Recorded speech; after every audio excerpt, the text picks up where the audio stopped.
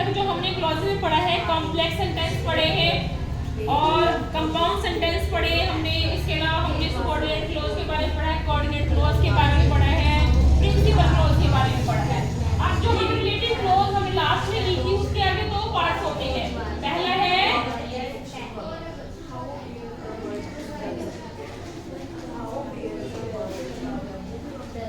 Defining, दूसरा है non defining.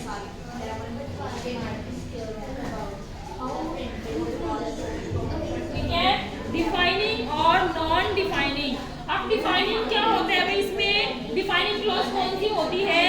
और डिफाइनिंग रिलेटेड क्लॉज वो होती है जो नाउन को आगे बढ़ाती है। ठीक है, नाउन को आगे बढ़ाती है। इसको इंग्लिश में कैसे लिखेंगे?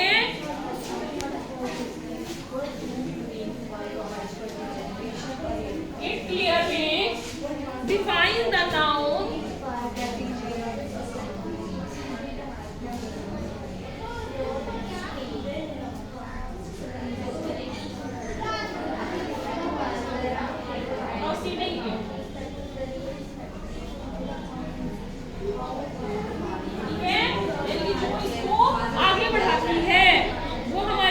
डिफाइनिंग क्लॉज होती है। Without it in the meaning of the sentence does not become clear. यानी कि जो इसका मीनिंग होता है क्लॉज का, उसको क्लियर विदाउट इट, इसके बिना इसको आगे बढ़ाती है। ठीक है, वो की हमारी डिफाइनिंग क्लॉज। दूसरी है हमारी नॉन डिफाइनिंग। पहले हम डिफाइनिंग के बारे में पढ़ेंगे।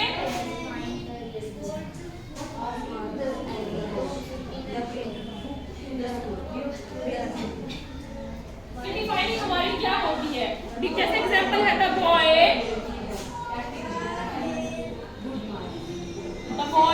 हु टॉप द क्लास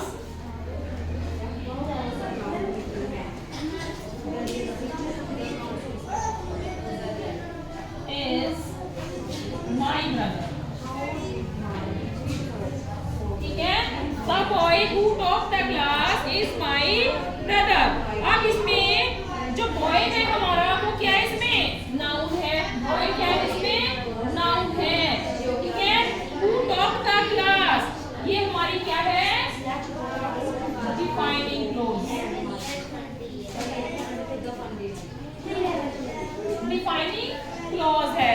तो हमने डिफाइनिंग रिलेटिव क्लॉज है हमारी ये, जो कि नाउन को प्रीसीड कर रहा है। ठीक है, ये इसका एग्जांपल हो गया डिफाइनिंग का।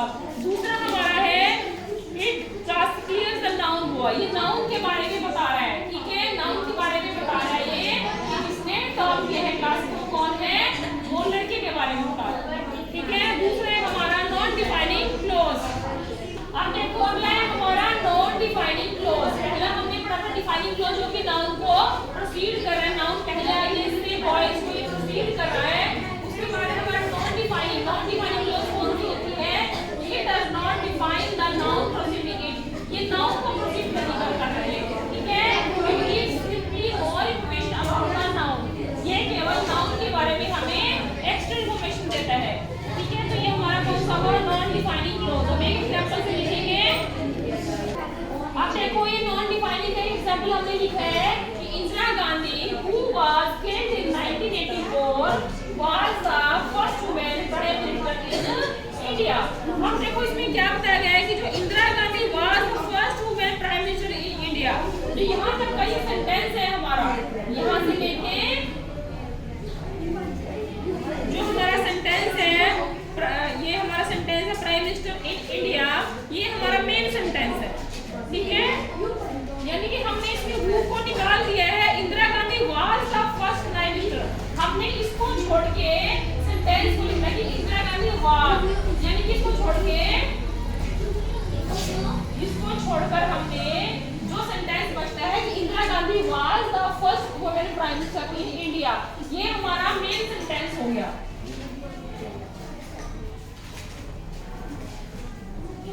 ये हमारा मेन सेंटेंस है और इससे हमारी जो सेंस है बिल्कुल क्लियर हो रही है सेंटेंस में बिना किसी नाउन की मदद के।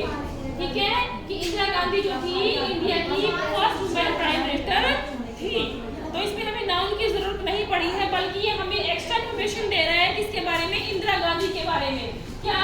कि शी वाज किल्ड इन 1984, कि जिनकी मृत्यु कब हुई, वो कब मारा गया 1984 में। तो हमें इंदिरा गांधी के बारे में एक्स्ट्रा लोकेशन दी, जैसे कि लिखा है कि it gives simply more information about the noun. Noun इसमें कौन है, हमारी इंदिरा गांधी है। तो इंदिरा गांधी के बारे में हमें क्या इंफॉर्मेशन मिली है कि शी वाज किल्ड इन 1984। तो इस तरह से हमारा ये नॉन डिफाइनिंग क्लॉज हुआ, ठीक है। इसके बाद है इसमें नेक्स्ट, आप देखो जो हमने भी नॉन डिफाइनिंग क्लॉज लिखी है उसके बारे में मेन पॉइंट्स क्या है कि it is separated from the main clause by means of commas. अब ये जो हमारी क्लॉज है जो हमने लिखी है नॉन डिफाइनिंग का जो एग्जांपल लिखा है, इसको हम कॉमा के द्वारा अलग कर सकते हैं, ठीक है। कि जैसे इंदिरा गांधी, ये कॉमा लगा देते हैं यहाँ पे, तो यहाँ पर नहीं आगे कॉमा लगाएंगे, हु वाज किल्ड इन 1984, यहाँ कॉमा लगा देते हैं। Was the first prime minister, उसको कॉमा के द्वारा अलग कर सकते हैं। दूसरा जो ये हमारी रिलेटिव प्रोनाउन है दैट, इसमें यूज नहीं होता है, ठीक है। कि हम जैसे यूज करते हैं कि बीच में लगा के उसको एज अ कंजंक्शन दैट का यूज नहीं करते इसमें, ठीक है, नॉन डिफाइनिंग क्लॉज में। उसके बाद हमारा है एडवर्बियल क्लॉजेस। अब आगे इसमें है एडवर्बियल क्लॉज। एडवर्बियल क्लॉज क्या होती है, जो सेंटेंस में एडवर्ब का काम करती है। एडवर्ब मतलब जो वर्ब के बारे में हमें इंफॉर्मेशन देती है, वो हमारी एडवर्ब क्लॉजेस होती है। दीस क्लॉजेस में place, comparison, reason, cause, purpose, word, concession, इसके बारे में इंफॉर्मेशन मिली होती है, ठीक है। अब जो हमारी ये क्लॉजेस है वो भी दो पार्ट में डिवाइडेड है। पहला पार्ट है हमारा एडवर्बियल क्लॉजेस का, एडवर्बियल क्लॉजेस ऑफ टाइम, ये टाइम के बारे में बता रहा है, ठीक है। जैसा हमने इसमें लिखा कि time, place, comparison, reason, result, तो हम सबसे पहले टाइम के बारे में पढ़ेंगे कि एडवर्बियल क्लॉज टाइम के बारे में कैसे हमें बताता है। It is express bye conjunction,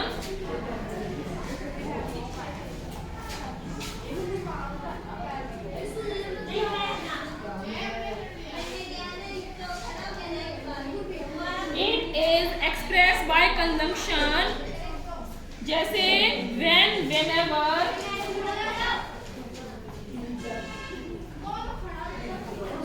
when, whenever, while, after,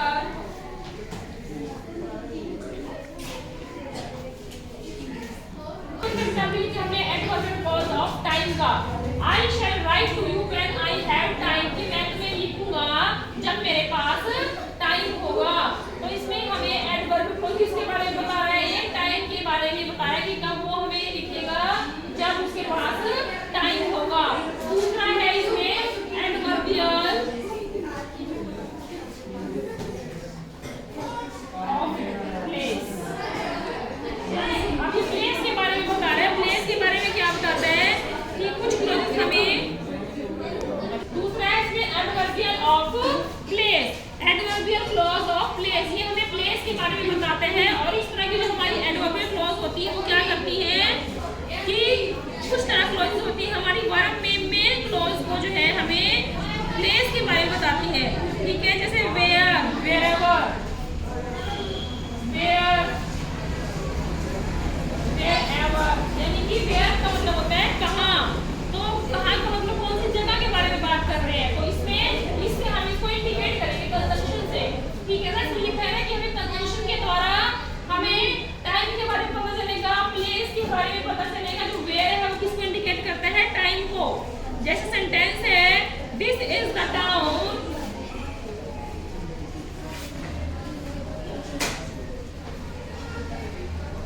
this is the town where that great man was born, where that great man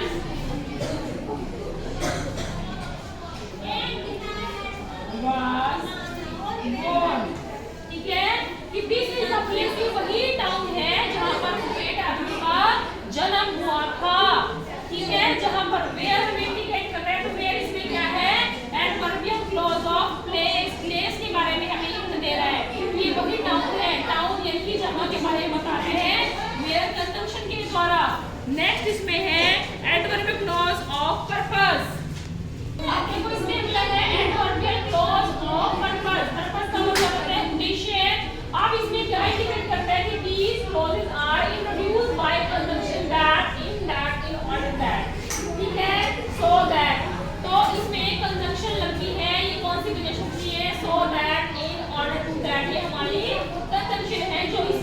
purpose के लिए यूज होती है सेंटेंस में। इसका एग्जांपल मैंने लिखा है he went to Delhi so that he could meet his friend। वह दिल्ली गया that he saw that।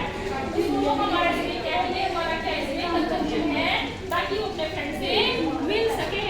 तो so that में इंडिकेट कर रहा है, पर्पस को इंडिकेट कर रहा है हमारा, ठीक है, पर्पस को इंडिकेट कर रहे हैं। अगला है इसमें adverbial clause of reason.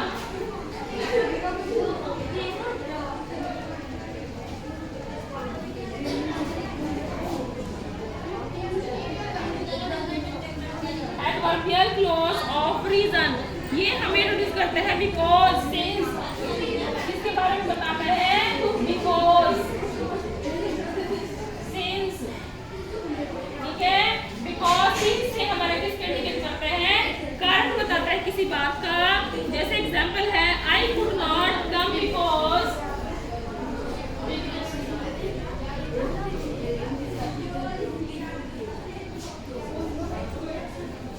I could not come because I was very busy।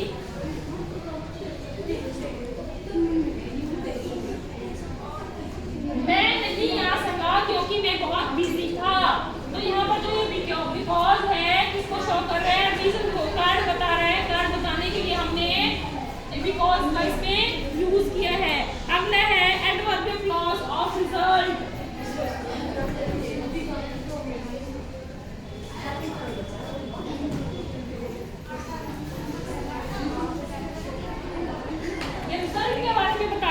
इसके लिए कौन सी, इसमें क्या यूज हुआ है, such clauses are introduced by so that। इसके लिए हम so that कंजंक्शन का यूज करते हैं रीजन बताने के लिए। जैसे he was so angry,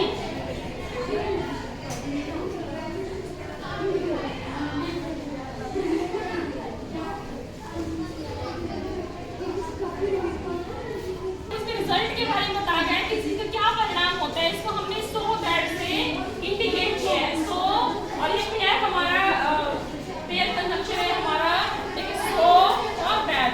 अगर सो है तो उसके साथ अगला कंजंक्शन दैट ही आएगा, ये पेयर कंजंक्शन है। ही वाज सो एंग्री, वह इतना नाराज था कि वो ही कुड नॉट स्पीक, वो बोला नहीं, ठीक है। तो हमने इसको इंडिकेट किया सो और दैट से रिजल्ट बताने के लिए। अगला हमारा है adverbial clause of condition. Adverbial clause of condition, condition का मतलब होता है कोई शर्त। इसके लिए हम क्या कंडीशन करते हैं, if, unless, whether, provided, as long as. ये कंडीशन हम कंडीशन बताने के लिए सेंटेंस में यूज करते हैं। जिसके एग्जांपल है if you work hard you will get good marks. यदि तुम कड़ी मेहनत करोगे तो शर्त क्या है उसके लिए, you will get good marks, तभी तुम्हें अच्छे नंबर मिलेंगे। अच्छे नंबर कब मिलेंगे, जब तुम मेहनत करोगे।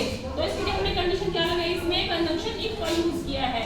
दूसरा एग्जांपल है इसमें आई शुड बी डिलाइटेड, मैं बहुत खुश होऊंगा इफ यू केम हियर।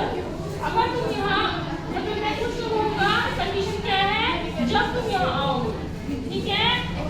अगर तुम यहाँ आए तो मुझे बहुत खुशी होगी। तो ये हमारा था एडवर्बियल क्लॉज ऑफ कंडीशन। बाकी सब पार्ट